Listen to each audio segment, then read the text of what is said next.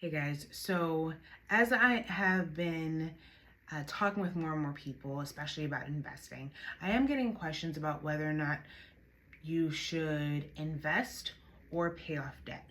And I really think that it depends. And more so, it depends on the amount of interest that you are going to be the amount of interest that you're being charged for your debt versus the amount of interest that you are gaining for whatever it is that you're investing in.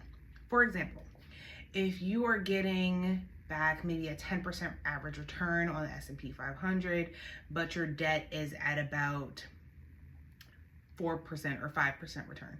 Well, you actually will get more of a return from investing than if you were to pay off your debt. Now, I will say that I'm not saying that you don't pay your debt.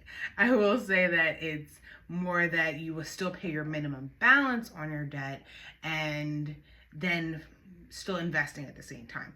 That way that you're not sacrificing that opportunity cost and still getting the best of both worlds there. And then as you continue to pay off your debt, once it's all done, then you can focus more of that money on investing.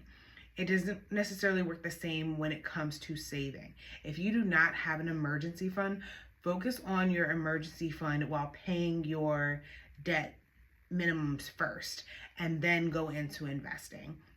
I wouldn't suggest that you have a lot of money in your investments and have nothing for an emergency fund should an emergency happen, because we know emergencies will happen. So definitely assess what your interest rates are on your debt, especially if you don't know what they are.